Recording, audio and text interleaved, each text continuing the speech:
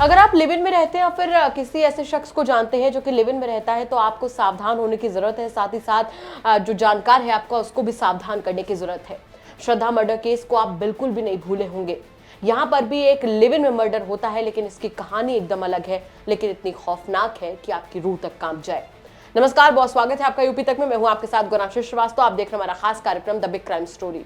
The big crime story में कहानी आज नोएडा से सटे गाजियाबाद की, जहां पर एक महिला तकरीबन 7 महीने से लापता होती है।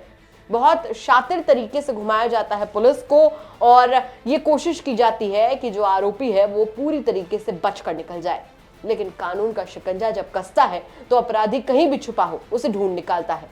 कुछ ऐसा ही हुआ इस गाजियाबाद के केस में, जहां पर आरोपी लिव इन पार्टनर को गिरफ्तार कर लिया गया है, और वो भी इस तरीके से उसने इस वारदात को अंजाम दिया कि सोचकर आप भी सोचेंगे क्या शातिराना तरीके से इसने इस पूरी कहानी को गढ़ा।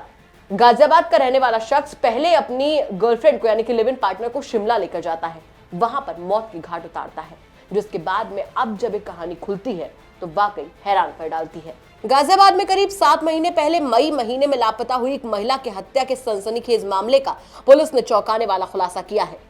इस महिला को लिव इन में रह रहे इसके साथी ने ही 19 मई को शिमला में ले जाकर मार्केट जंगल में शव को फेंक दिया था। वहां से पुलिस ने उसका शव भी बरामद कर लिया है। बता दें कि गाजियाबाद के थाना इंदिरापुरम पुलिस की हिरासत में खड़ा शख्स है रमन मोटर गैराज चलाता है और गाजियाबाद की पॉश कॉलोनी वसुंधरा में रहता है।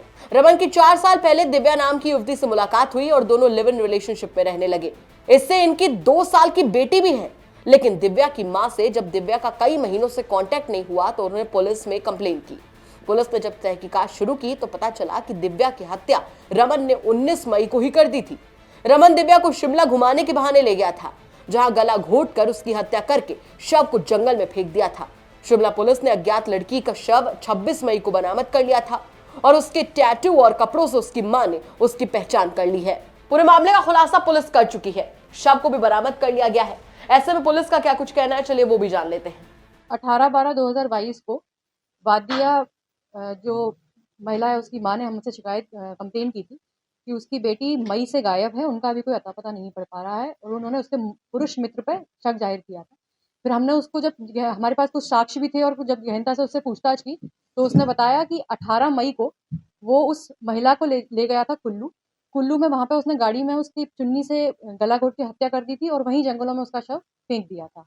इसी के क्रम में 26 मई 2022 को शिमला पुलिस ने उसकी बॉडी रिकवर की थी और उन्होंने शिनाख्त के लिए जो चीजें हमको दिखाई हैं, अभी उनके पास कुछ फोटोज थे, उन चीजों से इस महिला, उन टैटूज और उन जितनी भी उसकी बॉडी पे मार्क्स थे, उनसे इस महिला की पहचान हुई है। माँ ने भी बॉडी को पहचाना कि हाँ ये उसी की है। कारण इन दोनों का आपसी विवाद को लेकर था। वो महिला से परेशान था, उसका ये कहना है कि मैं बहुत परेशान हो गया था, मैं इस महिला से छुटकारा चाहता था, उसका ये कारण बताना था। और शक ऐसा हमको हुआ था कि शुरू में जब ये गुमशुदगी लिखी गई थी तब महिला के बारे में जानकारी की गई थी, बट अभी उसकी माँ ने ये हमको बताया कि 7 महीने से उसकी बेटी से कोई संपर्क नहीं हुआ है, अन्यथा 15-20 दिन में उसकी बेटी उससे संपर्क करती ही थी।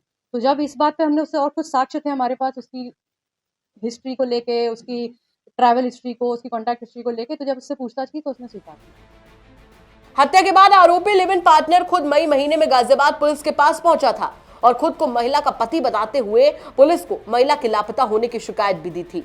आरोपी ने पुलिस को बताया था कि महिला उससे नाराज होकर कहीं चली गई है और उसका कोई पता नहीं चल पा रहा है, जिसके बाद पुलिस ने गुमशुदगी की रिपोर्ट दर्ज करके महिला की तलाश शुरू कर दी थी।